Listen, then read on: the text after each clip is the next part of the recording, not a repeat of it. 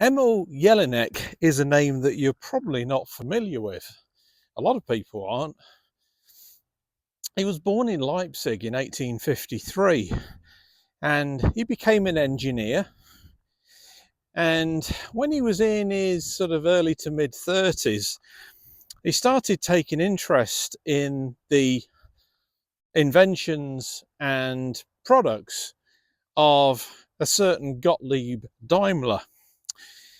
Daimler had gone into partnership with Wilhelm Maybach. Those names you're probably a bit more familiar with. Daimler and Maybach had started producing some of the world's first automobiles, personal transportation that didn't require a horse. In 1898, Jelinek approached Daimler to see if he could start selling their cars for them. And they said yes. And by the turn of the 20th century, Jelinek had actually sold about 50 cars. Daimler was impressed with this. Daimler sadly died in 1900, but buoyed by his success, Jelinek asked Maybach if he would engineer a sports car for him that would develop a whopping 35 horsepower. That was 7 times more than their standard road-going car. He wanted to name this car after his daughter, and his daughter's name was Mercedes. Carl Benz had also developed an internal combustion engine in the 1880s at the same time as Gottlieb Daimler. Gottlieb Daimler, though, was a bit upset, and he actually sued Carl Benz, who had formed a company called Benz & C, for abuse of patent rights. Daimler won. And he never did meet Carl Benz, but after his death, the Daimler Maybach company and Benz & C started working more closely together until the point where they merged in 1926 to become Daimler-Benz. I'm Darren Walker, and this is Auto Atlantica. In the 2000s, like all other manufacturers, they started getting into SUVs and crossovers because that's what the public wanted. And they had started producing a large SUV called the GL. In 2008, they launched this. This is the GLK, and the K is German for compact. They did the same with the SLK, which was kurz or short, and that was a shortened version of the SL in essence. So that's where this nomenclature comes from. This one's a 2013 GLK350 with the top of the line 3.5 litre V6, and I've very kindly borrowed it from Stadium GM. It's on their used car lot, so I want to thank Danny, the used car manager there, for me having this car this evening. The GLK debuted in 2008 at the Beijing Auto Show. This was Mercedes' first compact crossover / SUV. It's actually based on the W204, although it was modified and the platform was renamed X204. They began life with a couple of diesel engines, mainly for Europe.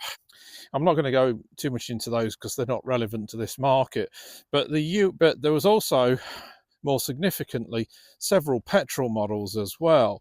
There was a 3 litre V6 that put out 228 horsepower, and then the 3.5 litre V6, which was the only engine initially for North America, which put out 268 horsepower instead. In 2012, the car received some minor updates.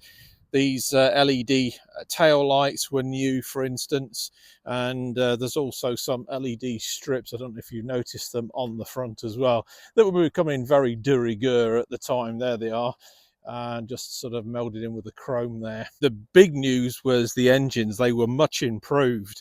Both the diesels and the petrols were, and there was a new 4-cylinder 2-litre petrol that was introduced that put out 202 horsepower, and the 3.5 V6, which this is, was uprated to 302 horsepower and about 278 pound-feet of torque. So this thing can move. One of the intriguing things for me about it is that there was no right-hand drive version produced.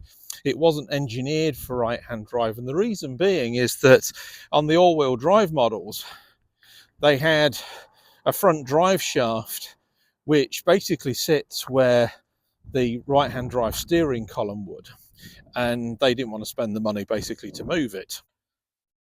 Now, for a car of this size, the rear seats are actually very comfortable, and you get quite a bit of leg and knee room as well. You can see how these the backs of these front seats are especially sculpted, so you've got more knee room.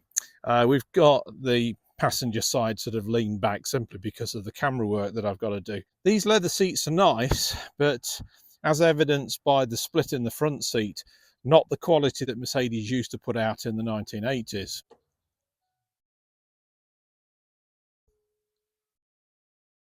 For 2013, an automatic tailgate was quite a feature.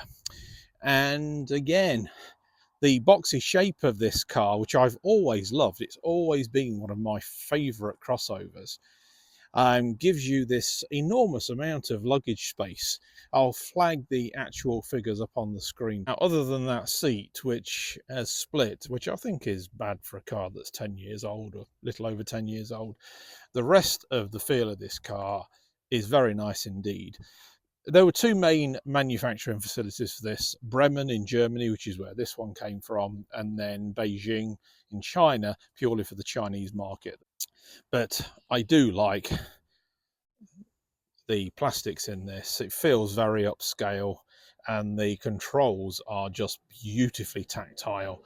And then you've got this sort of like steel strip, brushed steel strip that goes all the way under the armrest here, and that is really nice. It's got a great feeling to it. Memory seats in this car, obviously central locking, standard mirror controls right there. Mercedes were really starting to get back into their own quality wise, you know, at this era, especially after the dark days of Daimler Chrysler in the late 90s. And that's evidenced by these gorgeous vents. Really like these. These featured in the A-Class as well, the CLA. I've driven a CLA, and that CLA had the same electronic gearbox, 7-speed in this. They were all automatic for the United States, and similar sort of instrumentation too. You have a key that plugs in to the dashboard, and that immediately brings the car into life. This has done 100,000 miles, and yeah, it's a very, very high quality feel, pleasant set of instruments in this. Underneath, you've got a very nice system for the ventilation. I'd love these buttons.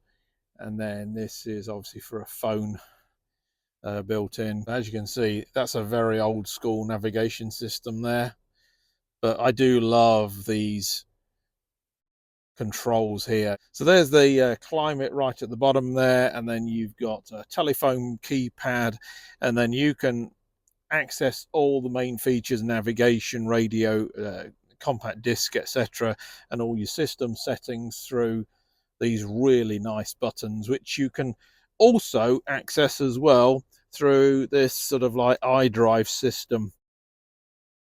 So you have an electrochromic mirror in this, and it's got a built-in compass.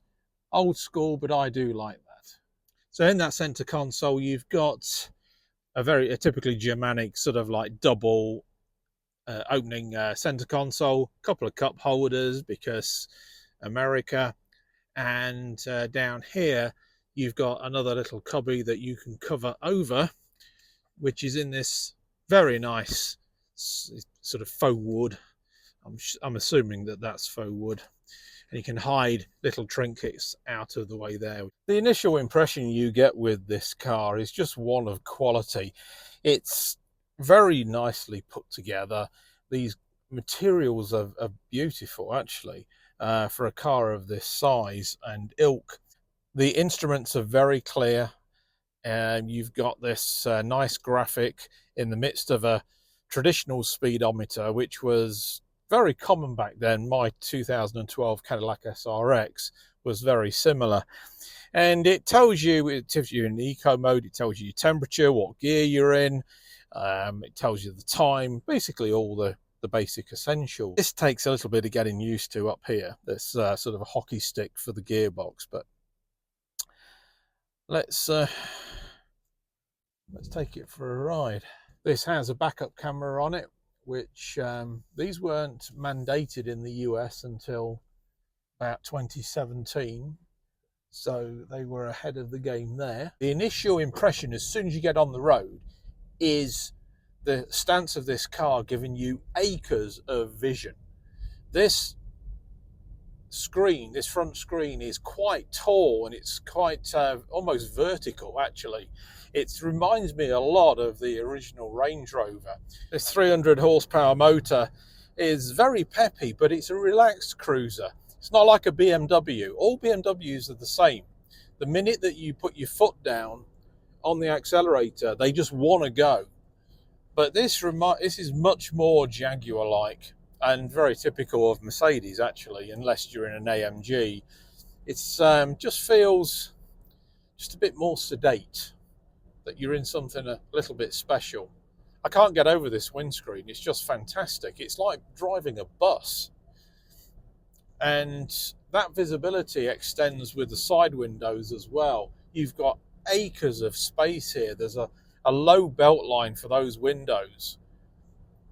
And then you've also got fantastic visibility out of the back too. Obviously there's privacy glass on these. There were on all of them. But even so, the visibility on this is absolutely fantastic.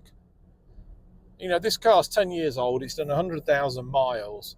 There are absolutely no unwarranted noises, ticks, whines, or any kind of intrusive noise whatsoever. There's a little bit of road noise coming from those front tyres, and that's because I've noticed those front tyres do not have a long life left. But if there was new rubber on this thing, it'd be absolutely sublime. The dashboard has really held up well as well over the 11 years that this car has been on the road.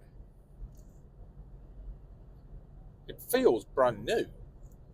Now, granted, it has been cleaned up, but even so, it is a beautiful car.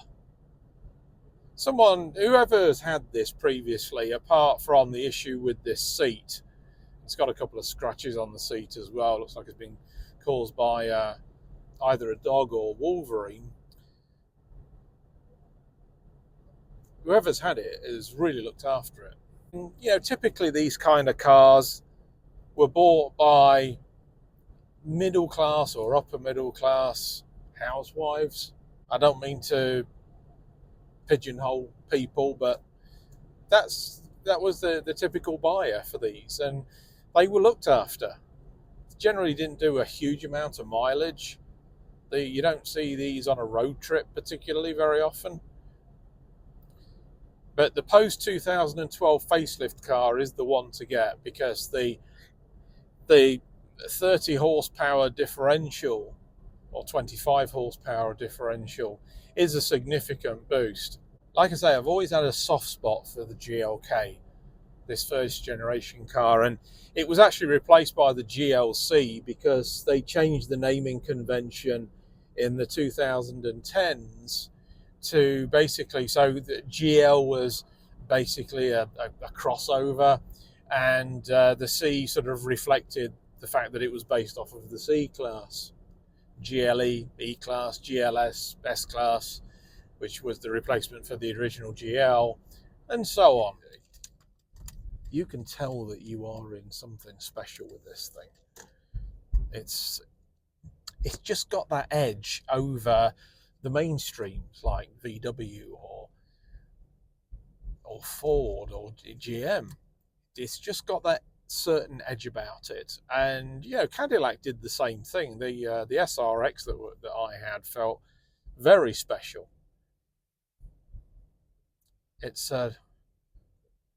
so quiet as well. There is absolutely no engine noise in this thing whatsoever, and it's done 100,000 miles. I find that remarkable. It is very smooth. The gear change from this 7-speed gearbox, it just is completely unnoticeable. You'd think that you were in a CVT. That's exactly what it feels like. Now, typically for Mercedes, that coolant gauge runs just over half. I don't know why Mercedes do that. Every single one that I've driven, even my 1977 230 does that. So there we have it. That's my take after spending an hour or so with this gorgeous 2013 Mercedes-Benz GLK350 4MATIC. I've really enjoyed it. Like I say, I can't quite pinpoint what I love about these, but I always have. They're different, like Range Rover different, but on a smaller scale. My favourite part of all is the visibility. You really do feel that you are in something much bigger, and I like that. It's got a lot of space inside for its size, as evidenced by the fact that it's a box. I'm Darren Walker. Thanks ever so much for watching, and this is Auto Atlantica.